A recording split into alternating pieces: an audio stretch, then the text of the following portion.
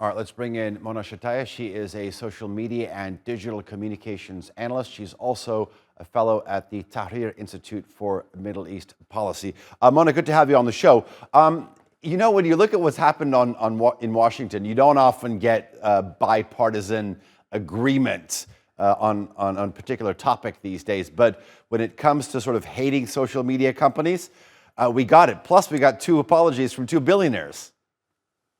Yeah, of course, because of, again, like this is a big topic. I know like the hearing was basically held because of the children abuse, but this is part of the biggest impact of tech platforms and the tech harm caused by the different social media platforms on like people in the real world life. And here we like this hearing session was specialized and more focused on the sexual abuse, children's sexual abuse. However, if we just like zoom out a little bit, we can see tech harm all over the world. We are now entering we are like in 2024, which is the biggest year of democracy, where over 2 billion people around the world gonna go elect their representative in over 65 elections globally.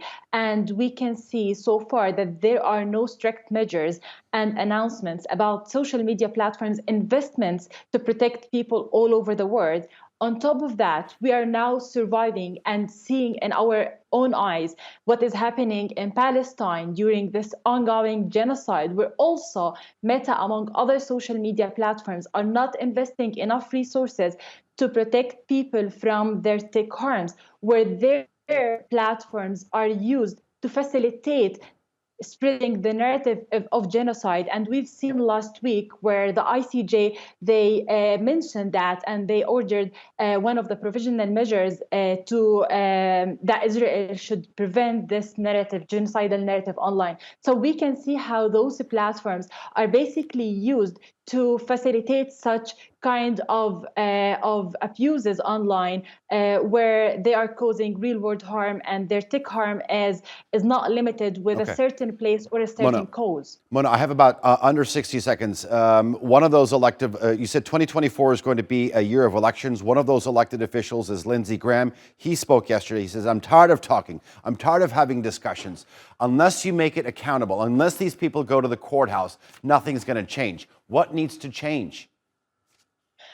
Well, so many things. We should start with transparency. Social media platforms needs to be transparent about their investments, on how they are investing more resources in protecting people from tech harms. And when we are speaking about tech harms, we're speaking about disinformation, we're speaking about hate speech, incitement, violent speech, we're speaking about political ads, we're speaking about children abuse and gender-based violence. So they need to be transparent about that. That's one thing. And the other thing is they need to tell us in numbers about how they are distributing those investments, because they can't just focus on global north countries, ignoring the global majority countries, where people in Myanmar, in Kashmir, in Western Sahara, in Palestine, and many other places in the global majority countries left behind all of those investments that social media platforms are making just to protect democracies and people in global north countries. Okay, Mona, I'm afraid we'll have to leave it there, but thank you very much for joining us here on